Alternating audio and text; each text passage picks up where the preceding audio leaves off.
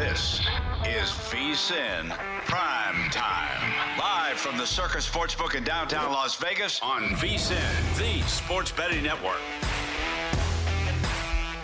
Hour number 2 of VSiN Primetime. I'm Tim Murray, live from the Circus Sportsbook in downtown Las Vegas, joined tonight by my ginger brother, Will the Thrill Hill, at Not the Will Hills, where you can find him on social media. I'm at one Tim Murray. Quick update from Cleveland, 50-37. Cleveland with a 13-point lead over the Pacers. 11.5 is the number right now in game, and starting to see that total creep up a little bit, Will, as we got as low as around 216.5, and now we're back up to 225.5 from an in-game number. On the ice right now, end of the first period, scoreless between the Capitals and the Hurricanes. Hurricanes out shooting the Caps in that first period 12-5, and they are a minus 135 favorite against the Caps, plus 105 if you want to take the Washington Capitals. So we got a lot going on tonight, Will, and let's find out the latest from behind the counter. Still two massive games still to come tonight, including one in my backyard with the Vegas Golden Knights taking on the Edmonton Oilers. VP of Risk over at the Westgate Superbook here in town is Jeff Sherman. You could follow him at Golf Odds. And Jeff, before we look ahead to the games still to come tonight, I am curious from an odds maker standpoint. We were hinting at that we could see that Garland would be out again, that DeAndre Hunter would be out, that Evan Mobley would be out. Then we get news that they were out. How much of your line was movement on the injuries, and how much was it the bettors taking the Indiana Pacers? Oh, it was a mix of both. We had this game at 10.5 in the spot for Cleveland needing to win, and when you started to see that information, we went down to 9. And then the bettors got involved at that point, took 9, took 8. And then when it became official, we went down to 5.5. And, it's a little bit larger of a move as the collection of the parts rather than the individual pieces if you added up what their worth is individually. So I can see it going from 10.5 to 5.5. That's where we settled, and we actually closed 6. So we saw a little bit buyback when we got to 5.5. Could have been just some people that took the early 10.5. What are the mechanics of trying to figure out each player and combining them in terms of what they're worth? And what's the process in terms of all right, we adjusted the spread. Now we got a whole bunch of other stuff up. Conference futures, title futures, correct series score, series spread, series price. What is that like? So take us through that in terms of the individual players and how they add up collectively, and then putting together correct numbers for all the other things. Yeah, you take each player what they're worth, and then if you have 2 players out, you might add an extra half a point to what the collection is. When you got 3 players out, especially this magnitude, we added a full point to what their collection was worth. And you just can't take the individual value and just put it together. You need to compound it. So we did a little bit of that. And then, like you mentioned, there's all the derivative markets, the race to X, that have to be adjusted, because it all aligns with the new point spread, the new total, the team totals, the series price, the exact result in the series prices. Some of the guys were doing that. I adjusted the conference futures, the NBA title odds, just a reflection of what the probabilities based on this new money line are. So, we have a few of us that just jump on it and try to take care of everything. Jeff Sherman once again joining us courtesy of our progressive guest line, VP of Risk Management over at the Westgate Superbook. You can follow him on Twitter at Golf Odds. So it leads me into my next question. As you mentioned, you are working on the updated conference odds, updated NBA futures. Certainly a unique night where we saw the 2 betting favorites in the respective conferences lose, and if you want to incorporate the Cleveland Cavaliers as well. So with all of this, Boston losing game 1, OKC losing game 1, the injuries to the Cavs, and the fact that they lost game 1. What have you done in the futures market, Jeff, right now? Well, we had to ease, obviously, Oklahoma City and Boston out a bit, and those are 2 teams that we're in such solid shape on because their odds have been so short all season.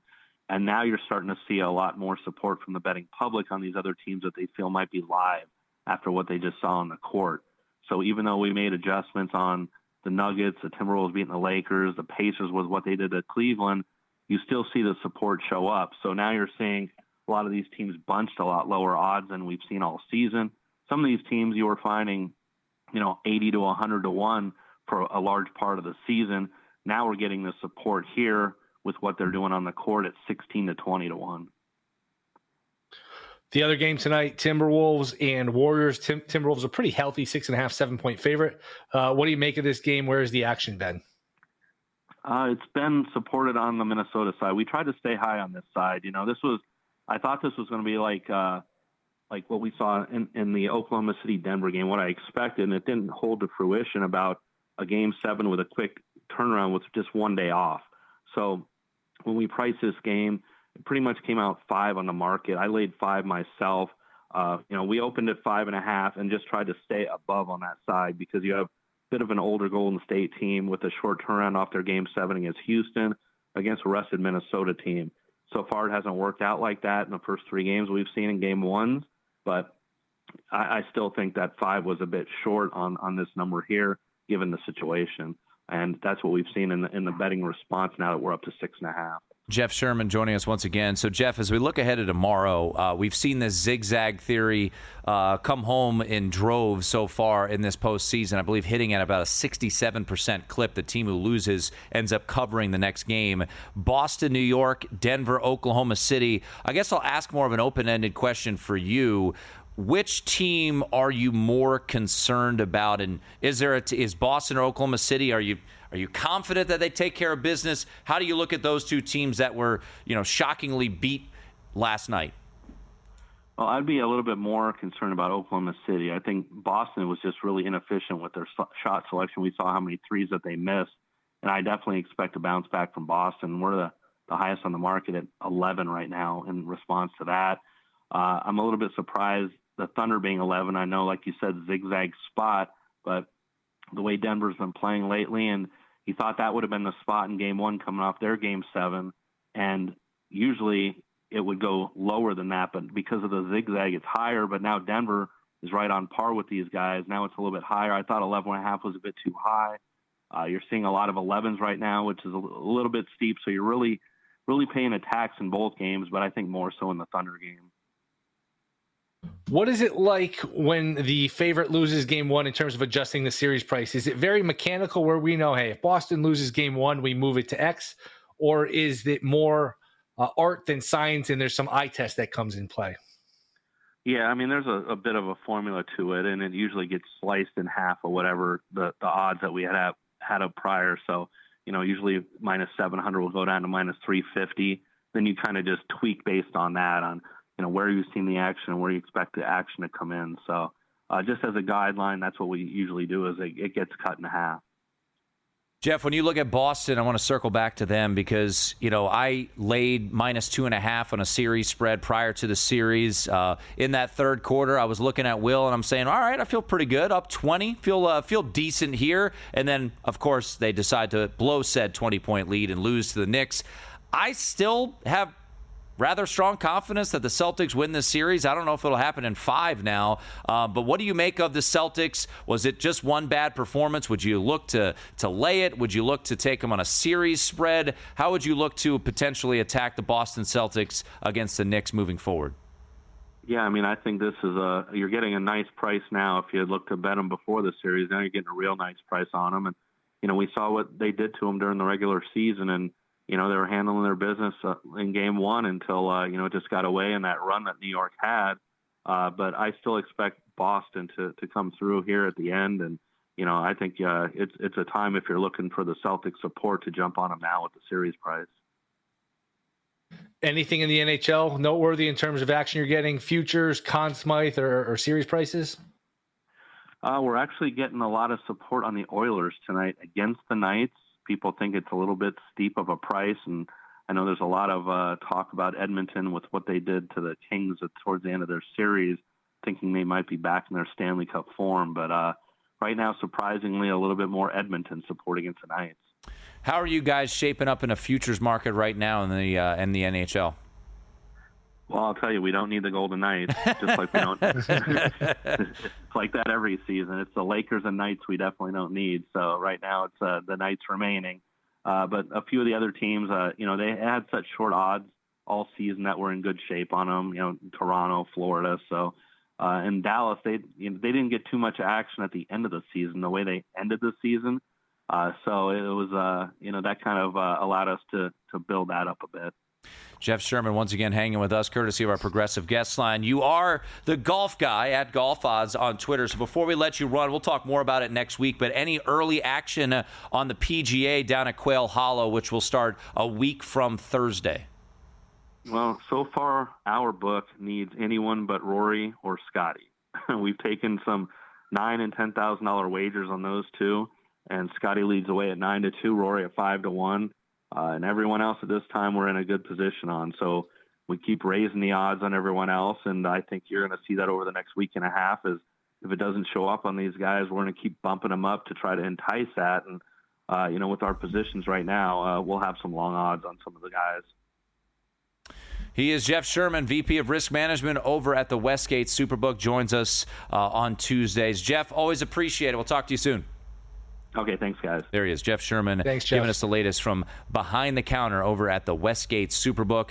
Final seconds in the first half, and we're going to get some free throws here for the Cleveland Cavaliers as they lead 60-50. So they will go into the locker rooms looking like they're up double figures, barring a last-second three-pointer here, Will, from the Cleveland Cavaliers. So 61-50 is the score there. Cavs with a 11-point lead. They are a 9.5-point favorite in game. That's Will Hill. I'm Tim Murray. We'll get some more thoughts on what to expect tonight, as well as Boston, New York, Oklahoma City, Denver. Is there a team that you should be worried about?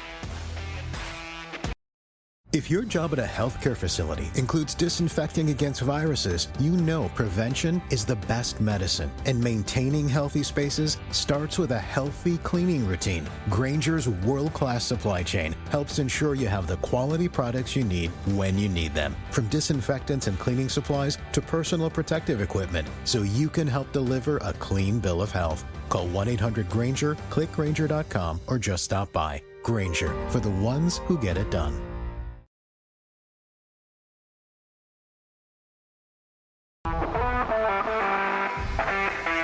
This is VSiN PrimeTime on VSiN, the Sports Betting Network. 24 minutes in the books in Cleveland, and the Cavaliers, shorthanded, have a 61-50 lead over the Indiana Pacers. Your live line right now, Cavaliers minus 10.5. Total hanging out around where it closed. 225.5 is where we're at after, I almost said 20 minutes, 24 minutes. College basketball still on the mind here, Will Hill. How about my Washington Capitals, though, baby? Getting on the board first as they lead now 1-0 against the Carolina Hurricanes, and that live line has now shifted to minus 230 in favor of the Caps. They were just a plus money underdog, and the Carolina Hurricanes, who are out shooting Washington 15-9, they are now plus 175 on the money line. Before we get you more NBA thoughts, we've got an update on a pretty decent baseball player, Will Hill. What did Shohei Ohtani do tonight? No big deal. Just hit another home run. I think his 10th of the year. We were just talking during the break. It is strange for a guy with that much power. I know he's fast and the game is different now, but a guy with that much power to be batting in the leadoff spot is definitely unusual. So Ohtani goes deep again as the Dodgers, Marlins, has been a one-sided affair here as these teams have played in the last week. And it looks like Freddie Freeman just went deep for the Dodgers, so they will take a 3-2 lead here in Miami. Yep, so there you go. A couple of homers, and I believe that was the case last night as well. So Ohtani, a homer last night. Just 117 miles an hour off the bat yesterday. No big deal. Hardest hit baseball of the season, and another homer for Shohei Ohtani, his 10th of the season. And as he just mentioned, Will did, Freddie Freeman going yard as well, his 8th home run of the season. So if you cash your first 5 on a nice plus money ticket there for the Marlins, congrats, but that live line is not ideal because the Dodgers have just taken the lead. Speaking of first 5, Paul Skeens, our guy on the hill, a man on first right now for the St. Louis Cardinals, but a lazy fly to left. So 2 outs, bottom 2. Paul Skeens at 35 pitches. Pirates and Cardinals scoreless right now in the bottom of the second at Busch Stadium. Yeah, we need some runs. The Pirates, from what I watched here, have not been able to pose much of a threat. This Pirates offense is just dreadful, which is why I only wanted the first 5, because if it's, I've said this a million times, if it's tied after 5, I don't want any part of the bullpen or the lineup.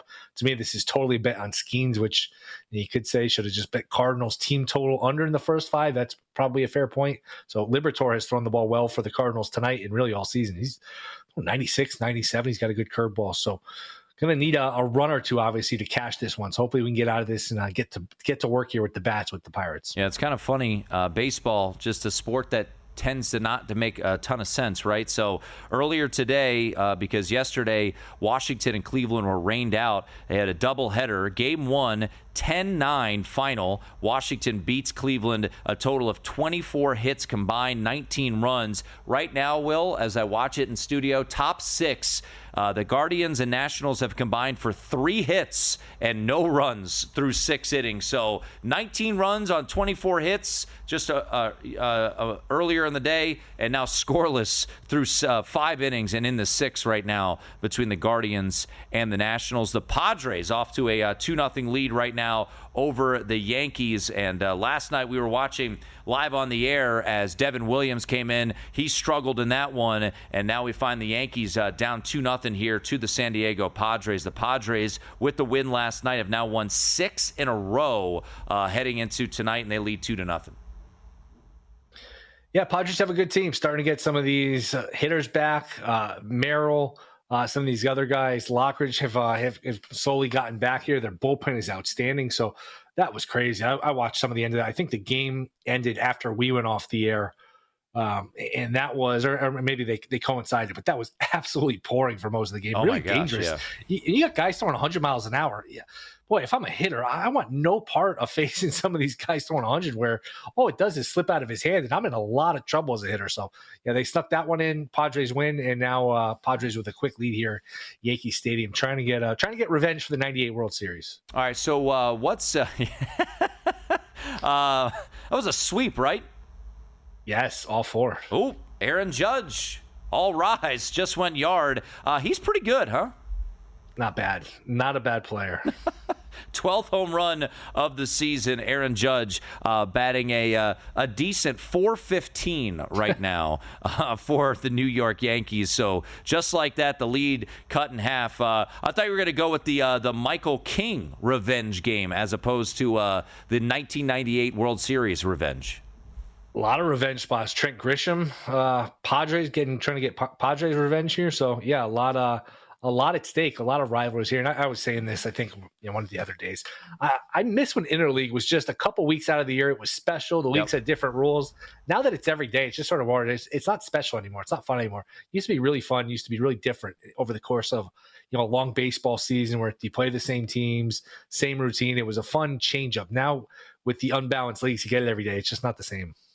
Yeah, I would agree with that. So, by the way, our guy Paul Skeens did get out of the second inning, so scoreless after 2 innings. So hopefully the bats can come alive for the old Buccos here on the road, and we can find ourselves a first 5 winner. So that's what we're sweating out right now. 61-50, once again, the halftime score between the Pacers and the Cavaliers. I guess I should have said Cavaliers and Pacers because the Cavaliers have the 11-point lead. Right now, live line currently sits at 10.5, heavily juiced towards the Pacers, and the total at 225.5. Golden State and Minnesota tonight.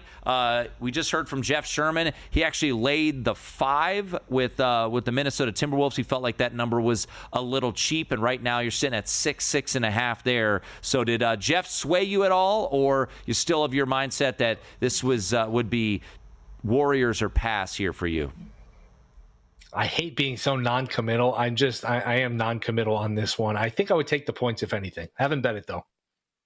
Yeah, I think I'm what and this could come back to bite me. And yesterday, I guess the patience paid off in the sense that I never got what I wanted, and both Boston and Denver lose on the money line parlay that I was looking to bet. So I guess it worked out in my favor, but I'm kind of hoping that we can get a cheap number on Minnesota at some point in this game, and Minnesota's able to kind of run away here. But as we know, the the recency bias here, the dogs have been barking, at least in the game ones, as they're 3-0, not only straight up, but against the spread. Looking ahead to tomorrow, we'll talk more about these games later on in the show, but I'll kind of pose the same question that I posed to Jeff, which is, are you concerned about OKC and or Boston, Will? No.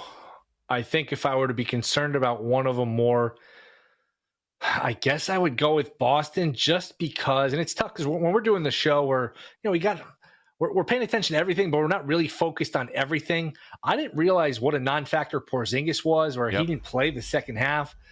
Brown, from what it sounded like and looked like, did not have the same explosion, the same lift. And then Hauser's beat up. If you start to get to a point where these are just not the same Celtics in terms of the injuries, I understand they're going to shoot better from three. They got pretty good looks. I don't think they're in danger of winning the series, but just going forward, I think I'd be more worried about Boston just because of the health scenario. I mean, look, made the point yesterday, even though I liked OKC in the series, I picked it OKC in 6. I'm not like running and hiding from that prediction. And if OKC, what Dagnall did at the end of that game yesterday was a joke. If he just doesn't screw that up, we're probably having a different conversation. The tone's a little different. They have no answer for Jokic. Jokic is so much bigger and stronger than anyone OKC can throw at him.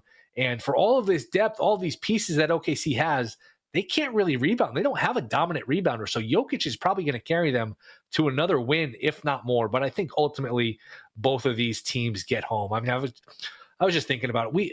In recent years, we've seen this a lot. And the worst thing you can do, one of the most dangerous things you can do, is overreact to game one. Yep. I remember when the Lakers won the title in the bubble. They were down 0-1 in round 1 and round 2. They won both series in 5. The Raptors, when they won their title, they were down 0-1 in the first round. They were down 0-2 in the conference finals. They're down 2-1, and they end up winning the championship. Game 1 is not necessarily going to be a reflection of the whole series. I think that's a mistake a lot of bettors make sometimes. Right now, by the way, if you and this is just over at DraftKings, it's funny because you and I were looking at the adjusted series price after the Celtics game concluded, and props to DraftKings, and we'll talk to Matt Grill from DK coming up bottom of the hour, but they put up an adjusted price, I think, at like minus 290. Does that ring a bell? Somewhere in that ballpark? Because It's out to minus 340. So I think you and I immediately were like, we'd look at the Celtics. You were on top of it, and you said you'd lay 8.5. How about that number? Out to 10.5 right now for the Celtics. But I would say this, and we'll dive into it a little bit more. Famous last words. I think I'm going to play some alt lines on the Celtics. I do feel like the Celtics, 15 of 60 from long range. I am concerned a little bit about Jaylen Brown, as you alluded to, but I think they take care of business and then some tomorrow night to even that thing up. Speaking of DraftKings, we're going to head to our progressive guest line on the other side of the break to talk to Matt Grill. But just a reminder, folks, take your betting to the next level with First Bet. Whether it's Santa Anita, Gulfstream Park, or the road to the Triple Crown, First Bet puts the action at your fingertips. Sign up now, firstbet.com. That's the number one, stbet.com. Use the promo code VSiN200 to score a 20% rebate on all your wagers for the first 60 days.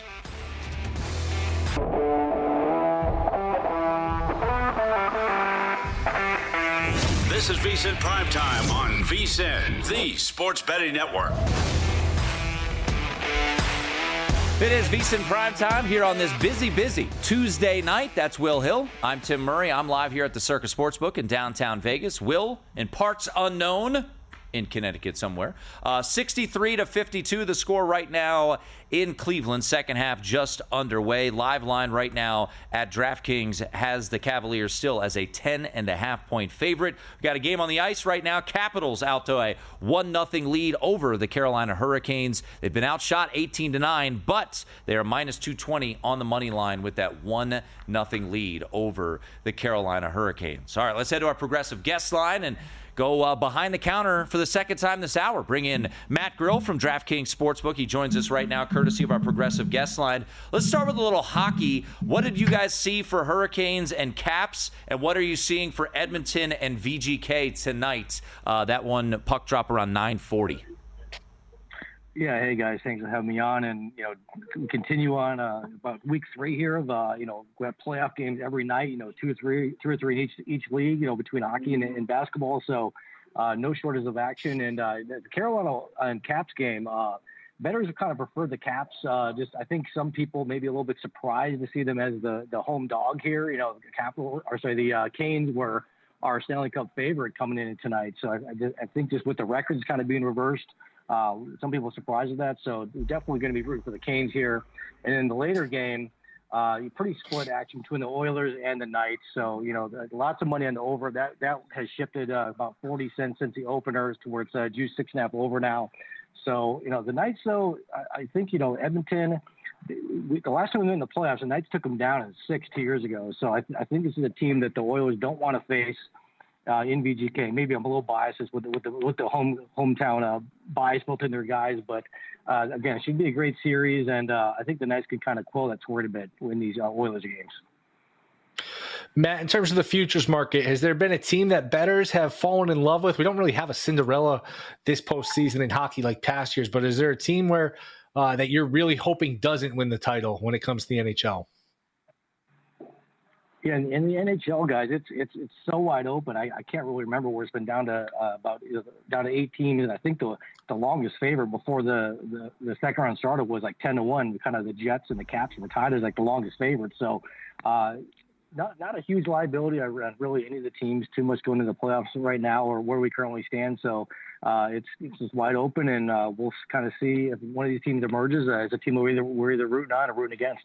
What did you guys see as we watch it right now and currently at DK, your live line on Indiana and Cleveland sits at 9.5. With the news of the injuries, Matt, what did you guys see from an action standpoint? And was there an influx of late Indiana money after the news came out of the 3 key contributors being out for Cleveland? This game opened 9 the other day, guys, and we ended up closing 5.5. But with that information coming out, obviously things like that just moves within seconds. So, anyone who was trying to jump on that information, we'd pretty much already moved it. So, yeah, there was a little bit of late Pacers action. Them, of course, up 1-0 in the series, but not really too much just because it happened so quickly. And, Cleveland's looked pretty good without a couple of their stars this game, up at 11 points right now. So just trying to kind of hold off the Pacers. But these NBA playoffs, the last couple games, no lead is safe, as we've seen even with a couple of 1 seeds in the last couple of days going down with the Celtics and Cavs, most surprisingly going down to game 1s, and not to mention the Thunder too. So I'd say here, just keep your eyes peeled until the very end of these games, right? Yeah, absolutely. What is the process for monitoring these injury reports, especially when you have something as significant as all of these key players for Cleveland? Is it as simple as somebody just sitting in an office monitoring Sham's timeline on Twitter? What is that like trying to keep up with this injury info?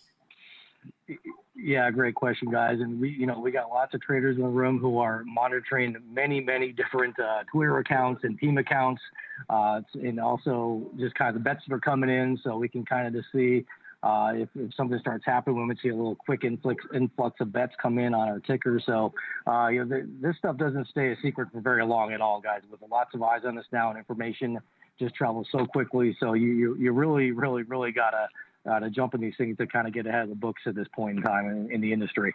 Matt Grill, once again, joining us courtesy of our Progressive Guest Line, trading manager over at DraftKings Sportsbook. Matt, I was singing your guys' praises, and it's not just because you're on the air right now, but I'm always impressed how quickly you guys will get up the next game's line or your adjusted series price. So with that being said, what did you guys see from an action standpoint with this Celtics-Knicks games? Because Will and I were on air last night after that game concluded. You guys opened 8.5. That quickly, boop, boop, boop, went up to 9.5. Now it's 10.5. And then we saw the adjusted series price, I want to say it was around minus 290.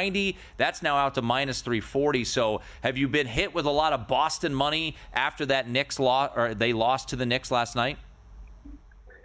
Yeah, a little bit, guys, and we reacted pretty quickly. And like you mentioned, we're usually right up with the next game or adjusted series prices, adjusted futures prices right away. And we're trading a lot of these things live too, just to make it so you can always bet these types of things during the game and maybe try to find an edge. So, but you're right. The Celtics money's come in even after that game winning loss. I think that most constituents out there think that this is still the far superior team. They're going to get together. Maybe this was a wake up call. So really no surprise, I think, to see those prices tick up in the Celtics a bit. How about just in terms of the futures to win the whole thing? Is it more of a situation of, all right, all of the favorites lost, so it cancels out? Do people buy into maybe Indiana with Cleveland being so beat up that, hey, I'm going to take a shot on the Pacers to either get to the finals, win the finals? What does the futures market look like these past few days with all the upsets? Yeah, I like it that we're getting these upsets because the NBA usually just kind of honestly, guys, a snooze fest till we get to this round. And the first round, these lesser teams just have to get kind of willed away. So I'm kind of glad to see it's a little bit more wide open than it's been in years past. Where it's just we have had some dominant teams this year, so to kind of see them be challenged here early is pretty exciting. And I'm not really an NBA guy usually, fellas, but a lot of the smarter NBA guys I work with, they've got a couple of guys got some bets on the Pacers here to win the series and to possibly win the East. So they're looking pretty good after getting that first game down under their belt. All right, Matt Grill joining us here, courtesy of our progressive guest line. You mentioned not a big NBA guy, but you are a big golf guy. So let's jump into the odds you guys have up for the Truist this week right now. Rory McIlroy back after his Masters win and then his tour across the Tonight Show and all of that. So he's your betting favorite. What have you seen so far, Matt, and what do you have in pocket for this tournament this weekend, the lead up to the PGA? Yeah, Tim, should be a couple real good weeks of golf here. Get the Truist at a new course that they have never. It might have been decades since they've been there, but the Philadelphia Cricket Club. So kind of always a fun handicap when they're going to a course they've never been to before, have not been to in many years, or maybe a major venue that they don't travel to very much. So this one's been interesting, just kind of looking at this course. A lot of similarities with where they played the 2022 U.S. Open at the Country Club in Boston. So we've got a northeast course here, just outside of Philly. With some bent grass greens. So lots of people kind of globbing on to Patrick Cantlay. He's our biggest liability this week so far, sitting at 20-1 currently.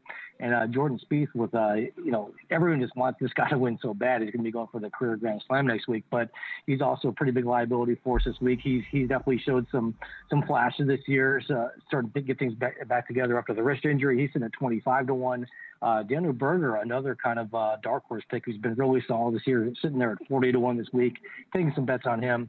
Rory, he's sitting there at 4-1 this week, guys, and it's just tough. I think when you get these guys who are 3 or 4-1 like Rory and Scotty, outside of people just kind of taking it from a single bullet approach to bet something like that, because that's pretty much just all your bankroll for the week, taking a guy like that. So obviously, if you did it last week though, would have been pretty happy walking away with the easy Scotty winner.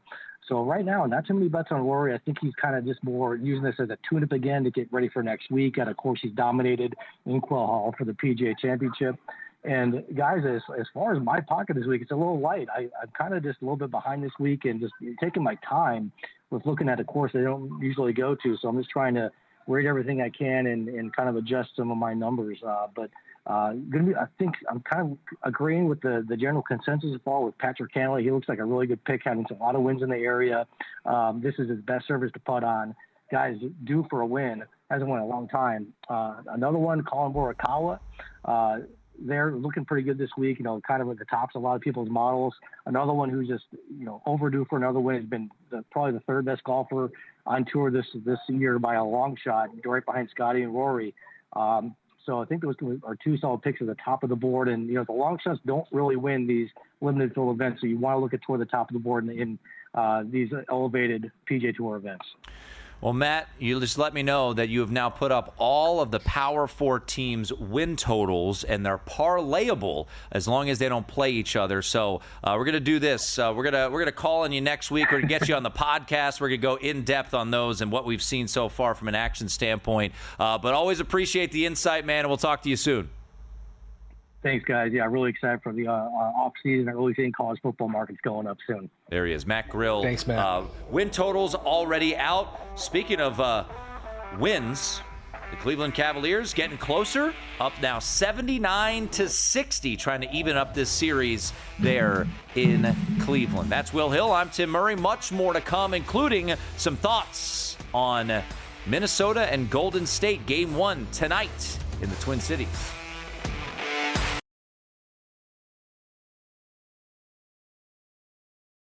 Network. Final seconds of the second period in the nation's capital. 1-0 is the score. Washington with the lead right now over the Carolina Hurricanes. In the third quarter in Cleveland, a little bit of a run here after the lead stretched out to 20. Back-to-back three-pointers for the Indiana Pacers, 81-67. The score, the live line right now, 11.5 for the Cleveland Cavaliers. A couple updates on where we sit for baseball tonight. We like one part of the score in St. Louis, Will. Paul Skeens has yet to give up a run through 3 innings in the bottom of the fourth. However, his offense is doing him diddly and squat as it is scoreless in the bottom of the fourth inning there in St. Louis. Yeah, and hopefully as we get the strikeout to get the bottom of the fourth here, both pitchers have been sharp. Maybe it's easy to say this now. Should have just played the under because we like the Skeens aspect of it. We didn't really like the Pirates lineup. And if the Pirates don't score here and we're 0-0 heading to the bottom of the fifth, it's one of my least favorite sweats as a bettor when you have the road team on the first 5 and you're tied heading into the bottom of the fifth and you have to sweat out a push. It's just so not fun to sit here and say, you know what? I can either push or I can lose. Let's get 3 outs. It's just a bad sweat. It's just so not fun. That's a great quote from Will Hill. We know what Will Hill does not like to bet. He does not like the fifth inning, the bottom of the fifth inning when you've got a first 5 road team. And he does not like first period unders. Unless it wins. Then it's fun. Yeah. Tonight would have been fun. When they scored Tonight 2 would or have been more, great. or like 6 like they did last night or whatever it was. But it's not fun. Yeah. 4 goals last night. We feel like absolute dopes. And tonight, 2 periods in the books. It's 1-0 in Washington. The Capitals have that 1-0 lead. Logan Thompson has been on point so far. 20 saves so far for the Washington Capital goaltender. All right, 5 minutes to go in Cleveland, the third quarter, that is. 81-67, the lead for the Cleveland Cavaliers. This is a game that was very much trending under, Will, and then we've seen a bit of an explosion of offense, and there's our guy, Sam Merrill, our guy that was unable to be bet from a prop standpoint. And you know what? I'll just give you a win because you sure threw it out there. We weren't able to bet on it, unfortunately, but Sam Merrill has picked up some slack here, and Merrill from long range has hit 4 3-pointers, so 12 points. Also, Max Strus. I didn't know Max Strus had that in him. He had a breakaway dunk that was pretty darn impressive there. He's got 4 threes as well for the Cleveland Cavaliers. DraftKings did have Max Strus up there. Of course, we did not bet that, unfortunately, but I'm looking at it here. Sam Merrill, apparently, maybe I was only looking in the two-way market because DK Sportsbook just put up the Sam Merrill one-way market that they had tonight, and I'm kicking myself. 10-plus points was plus 260, 12-plus 4-1, 15-plus 10-1, 18-plus 22-1. So if you had that 12-plus points, you just cashed a 4-1 ticket on Sam Merrill. So you said you didn't see it, though, did you? No, and this was right as we were coming on air. So, look, we were scrambling. The books were scrambling. I think it was right around 6:30 getting ready for the show. The news broke officially from Shams that none of these guys were playing, none of these 3. So the books, a lot of them just called the timeout and say, we're not gonna post a bad number. We'll leave Mitchell up, and they jacked Mitchell's numbered up to 32.5, which, as it turns out, I don't think was high enough because I think he's already gone over that. And they punted on a lot of these guys, just wouldn't post numbers for a lot of these role players here, which I get. It's hard to post numbers. There's just a lot of moving parts, and it happened late. Yeah, Max Strus, by the way, I don't know if this was prior to the news coming out, but his number was 12.5 and 2.5 threes. He's gone over both of those. Jarrett Allen just threw down a thunder dunk for the Cavaliers as they lead 88-73 right now. Donovan Mitchell, as you mentioned, not over the total just yet, but certainly trending that way. 29 points right now for Spida Mitchell with 2 minutes to go in the third quarter. So 15-point lead now for the Cavaliers. We'll see if yet another zigzag comes home. Once again, the zigzag in the first round of the playoffs, Will Hill, was 23-11 2-1, and this would be a zigzag win, but still plenty of basketball to be played here. The closing number was 5.5, so that's what we would grade it off of, and we'll see if that zigzag comes home for another spot here in the postseason. 88-73 right now is the score. Some free throws coming for the Indiana Pacers. Once again, scoreless right now. We're in the top of the 5th inning, and Liberatore is continuing to deal, so hopefully we are able to find a way to get a run here, but at very least, maybe we get a little Paul Skeens action in that bottom of the 5th inning, Will. Yeah, and again, when you don't give up any runs through 4 innings, you're hoping to be better than tied, but that's the case when you're facing a pretty good pitcher and you're backing a bad offense. It looks like Indiana's going to the line for, is that a free throw or flagrant? I'm not sure what triggered here the infraction. Is the Pacers cut it to 14, and do they have another free throw coming? I didn't see. Do you have eyes on that? Did you see what happened? I think it was just a normal hard foul. I do want to bring something up here. I want to look up the live number on Tyrese Halliburton. Tyrese Halliburton is sitting over on the sidelines, and he's got a pretty big wrap on his left hand, and he is over-under is 11.5 points for Tyrese Halliburton. He's sitting with 8. Now, it's a 13-point game. I imagine he's still going to come back in, but he's sitting over there. His left hand is wrapped up. You had pointed it out that he was kind of flexing that hand a decent amount. So, you're not really getting much of a wiggle room here, for error. But man, right. You look over there, and I don't know, maybe I'm playing it up too much, but I look over, he's got his shooting shirt on, and now I just think this is normal rest time. I'm not saying he's out right now due to injury, but that left hand wrapped up for the Pacers. Once again, the Pacers already up 1-0, now down 14 points. Is this a situation where the Will Hill magic of firing on that in-game under is a way to look? But I'll say this, the Pacers aren't going away. This isn't a waving the flight flag type of deal. The Pacers are hitting buckets right now, so I don't know if I'm racing, as you said, with really little wiggle room at all. But Spider Mitchell, by the way, just got an and one. He's playing out of his mind here tonight, and the point spread is back up to 10.5 with a free throw coming 92-79. Yeah, that was an incredible finish. The strength, the balance to be able to absorb the contact, to get it to go, and now he's going to get the bucket too. We talked about how he's not 100%. Well, if he's not 100%, he looks pretty damn close. So. I want to look like that when I'm not 100%. Goodness gracious, man. That's the danger too. You start to base your handicap. Oh, this guy's not healthy. That guy's not healthy. Sometimes it plays out. These guys are very much hampered, and sometimes they do whatever they need to get ready, or the injury's oversold.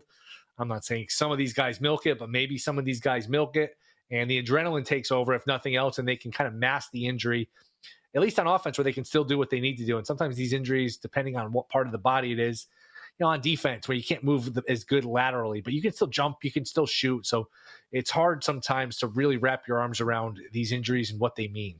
Yeah, we'll talk more about it when this game concludes later on in the show, but this is going to be a very interesting series to handicap, assuming, and I guess after last night, we can't assume anything, right? We saw a 20-point lead in the middle of the third quarter evaporate.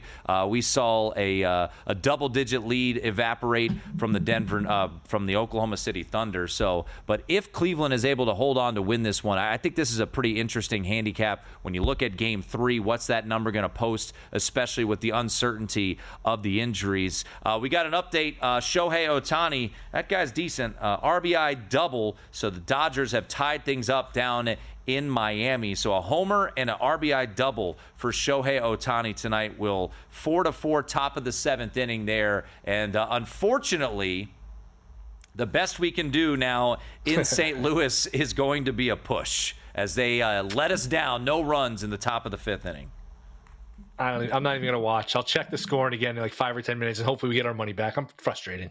Hashtag there's nothing worse than hope. The Matt Humans saying there. Well, if you want to know where the money is coming in, and we'll take a look at these betting splits on the other side of the break, taking a look at VGK in Edmonton as well as Minnesota and the Golden State Warriors. Unlike other sources, our betting splits come directly from Circa and DraftKings Sportsbook, giving you the insight into where the sharp action is landing. See the percentage of bets versus percentage of handle on every game across every major sport. Get VSiN's exclusive betting splits for as little as $9.99 for your first month. Head on over to vsin.com/subscribe. The Cleveland Cavaliers, that would have been a big one. Up 95-79, closing seconds of the first quarter. Obi Toppin putting down a big dunk. We'll get you updated next.